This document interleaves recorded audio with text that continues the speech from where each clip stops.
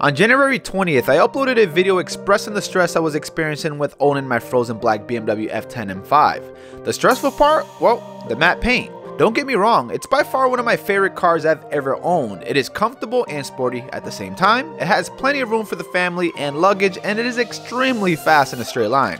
But nothing could have prepared me for the amount of attention the exterior of the car would need to keep it looking great for years to come. I found myself washing it every 2 days. I had to pay super close attention to contaminants that hit the surface, such as bird droppings and hard watermarks. You see, if those contaminants sit on your matte paint for just a short time, it can ruin the matte appearance and you wouldn't be able to restore it. A matte paint can be waxed, it can be clayed, or polished. The only way to fix imperfections would be to paint the panel, and good luck trying to match the rest of the car. And before anybody says anything, I did research before buying the car, but the amount of mixed answers that show up online just kind of leaves you scratching your head. I figured the color was so unique and the car had so many options, screw it, I'll just pull the trigger and ask questions later. One of my biggest concerns was the front end of the car because of bugs and possible rock chips. I went over to Guardian Wraps and had them install matte paint protection film to the front. After getting the fenders done, I wasn't too happy. The film didn't match the rest of the car, and even if I applied it to the rest of the car, it still gave the exterior a muted look. I told the guys there to take the film off and I just took the hit. Today I'll show you guys my second option, plan B for protecting the M5. I decided to partner with my good friend Matt from Obsessed Garage for this one. When it comes to maintaining the appearance of cars, Matt's the man. The one guy you can absolutely trust to do it the right way. I'm super excited because with what we're going to do today with the M5, it'll ease my mind. It'll allow me to clean the car much easier. And essentially, instead of having to clean it every 2 days like I was doing routinely, now I can just kind of skip a few days and not feel too bad about it. One unfortunate thing that happened once we removed the PPF off the fender was that I had a little bit of touch-up paint right there, and the PPF pretty much pulled it off. It is what it is though. With the products that we're going to use today on the M5, you're going to see if it changes the, the appearance of the paint. It shouldn't, not like the PPF that we tried, the matte PPF, where it kind of made it seem dull, a little bit flat in a way. It should just enhance the color, and that's exactly what I'm looking for, even if that means that it's not going to protect it as much. Huge thanks to Dr. Beasley. They went ahead and set me all this out so I can really take care of the frozen black finish on the M5. Super excited. I pretty much have everything that they include with their prescription for matte cars and their matte paint coating pro kit, which is what I'm mostly excited about. Apparently this gives you a car up to 5 years or more of protection, and it's the world's first self-healing ceramic coat for matte paint jobs. Essentially, if you get light scratches on the coat, it'll heal itself over time, which is pretty damn cool. Dr. Beasley's matte paint protection came with some optional accessories: large microfiber towels, a wash bucket with a grit guard, foam applicators, and some very soft wash pads. Why did I choose Dr. Beasley's? Well, I called Matt when I first bought the car, asked him for his recommendation, and that's the direction he pointed at. And then I went ahead and did my usual research, and after a few minutes online, I quickly realized that they were one of the most respected companies out there when it comes to matte car care. If you're interested in getting any of the Dr. Beasley products used in this video, I'll have links to all of them down in the description below. Matt went ahead and gave me some tips when it comes to washing cars, things that has worked for him over the years. To be honest, I thought I knew quite a bit. That is until you hang out with a guy that is clearly obsessed with stuff like this and schools the hell out of you. If you guys are interested in seeing the entire collaboration video with me and Matt from Obsessed Garage, I'll leave a link down in the description below, which will take you to his page where he has the entire video where it shows every single detail and even parts where we're conversing. So make sure and check it out after you watch this video. First up was using a matte body wash. One tricky thing about washing cars with matte paint jobs is the soap you use. Soap with shine enhancers and wax mixed in are a big no, as they can add an undesirable sheen to the surface, essentially ruin the look of the car. You gotta use soap that is formulated specifically for matte paint jobs. Alright, makes sense, but here's the issue. You can't find them at normal stores. I remember when I first bought the car, I was literally driving everywhere looking for matte specific soap, and I couldn't find anything. You pretty much gotta buy it online and stock up. After fully washing the car got rinsed. I blew the water off the surface because, less friction on a matte paint is better. Now it was time for the next step, something I was pretty excited about. Like I mentioned before, you can't buff or clay matte paint. So how the hell do you get rid of contaminants that have been embedded in the paint over time? My M5 has around 45,000 miles, so it definitely has its fair share of rough spots on the upper sections of the sides.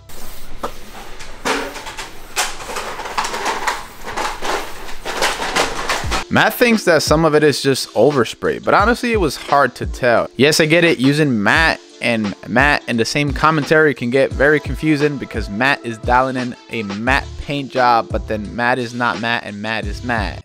I hope you guys understand. Dr. Beasley has a product called Matte Decon. It helps remove and pull out embedded particles such as iron from the paint. Matt went ahead and used an applicator to help spread the product, not because you needed to, but more so to manage the amount that we apply since the bottle wasn't that big. We also gave Matte Cleanser a try to see if it would help with the deeply embedded watermarks. So now that we sprayed Decon onto the car, wiped it off, and got as much contaminants as we possibly could, we're gonna head over to Matt's garage, HQ. And then we'll start the ceramic coating process once we get there. I think Matt said he's gonna do the wheels as well. He's gonna coat them so they're easier to clean because they are super difficult to clean, especially when you have to get within the barrel and stuff like that.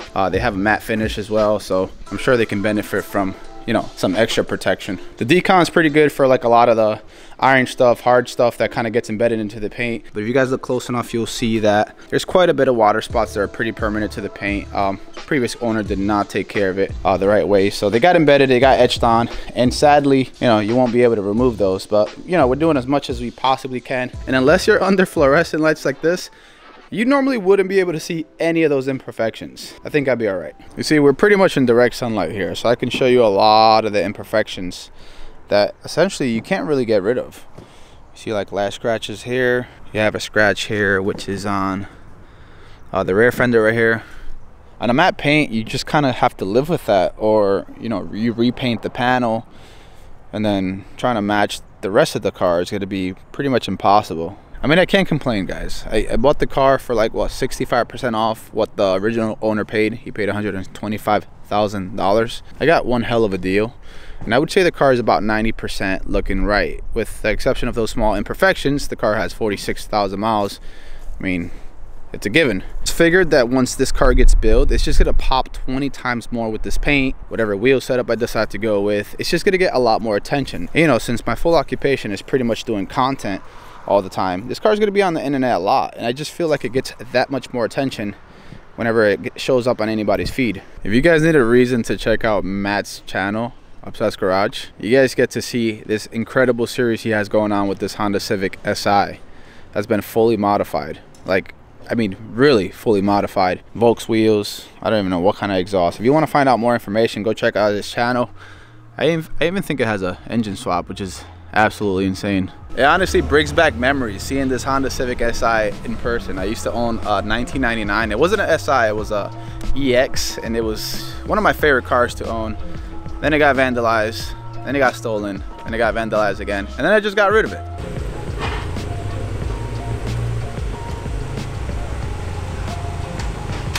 So before we get to ceramic coating, the prep is super important. If you skip the step, you might as well not even coat the car, as it would not adhere to the paint very well. We use what came in the matte paint coating pro kit. Using the prep spray helped with removing oils from the surface while at the same time creating anchor points for the ceramic coat itself. It was super easy to apply and wipe off. The coat itself was super interesting. I've always seen it apply onto a dry surface and then you wait a certain amount of time, then you level it off before it dries completely.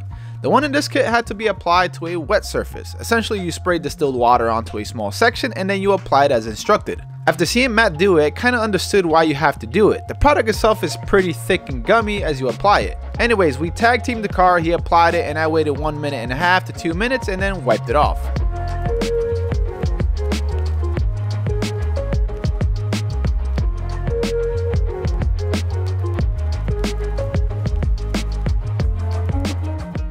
Alright, so we finished with the exterior. It's fully coated, and I gotta say, it really made the paint much more richer. It looks darker than before in a way, like, if that makes any sense. Obviously it's a frozen black car, but now it looks like, oh my god, it just looks that much richer. I like it. And a lot of the light imperfections that it used to have are now either gone completely, or you know, they've been muted a bit, so you can't really tell that they're there. But yeah, right there, that's etched onto the paint. You can't do anything about it since you can't paint correct the car. But overall, I'm really happy with the final results. This looks very, very good. I would touch it, but I don't want to do it yet because I want to make sure that it's fully cured before I start messing with it. But I'm really happy.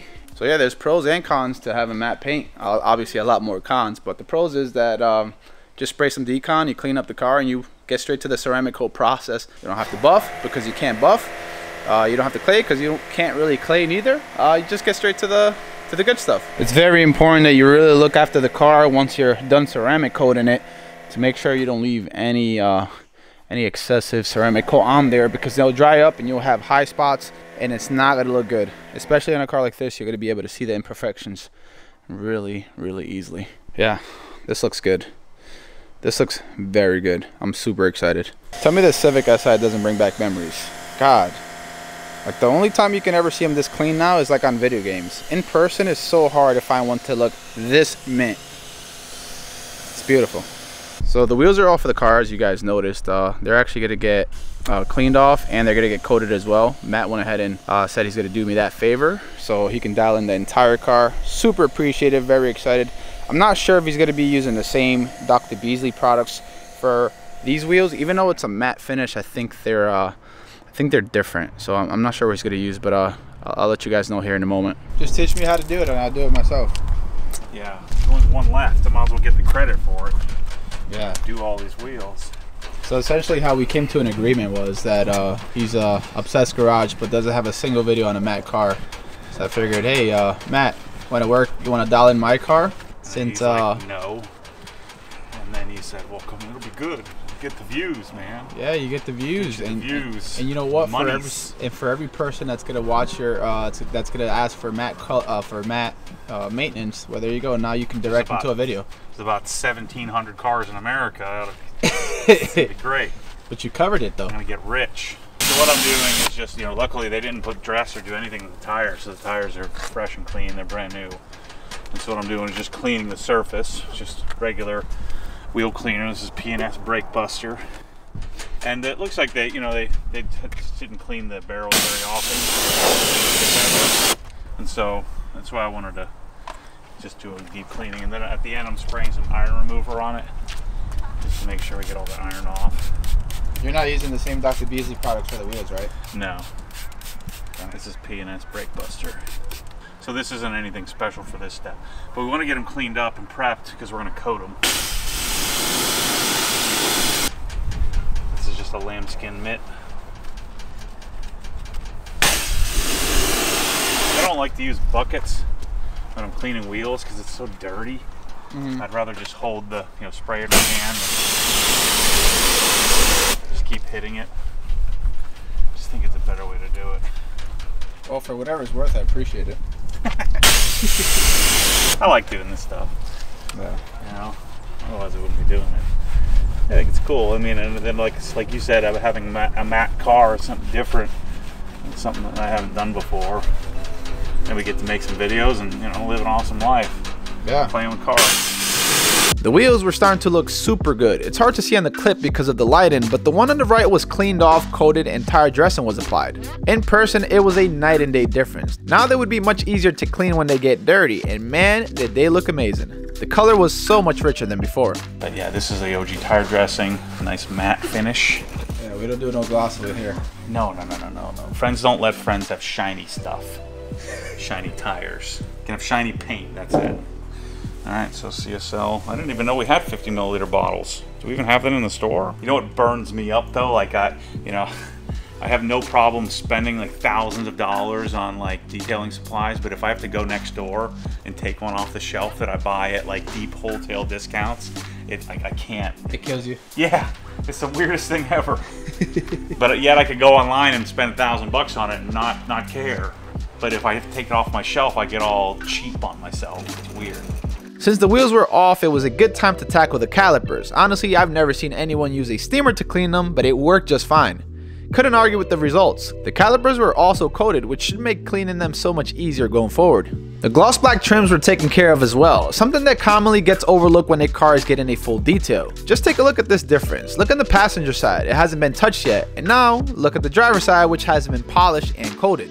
Makes a huge difference, and if you can tell on video, imagine what it looks like in person. The glass panels also got a similar treatment, which is something most people don't think about unless you're into this kind of stuff. Hard watermarks and haziness were buffed out by him and his friend, and then they were coated using a special product. Matt showed me how to apply it and how to properly remove it, so I went ahead and finished the car. It really made the glass feel and look amazing. Crazy to think how much extensive detailing was going on to the M5. Like, I was super grateful and very eager to learn from someone that has a passion for this kind of stuff. Yes, it may look like a lot of work up front, but it really sets you up to have an easier time going forward, and it also enhances the look of your car.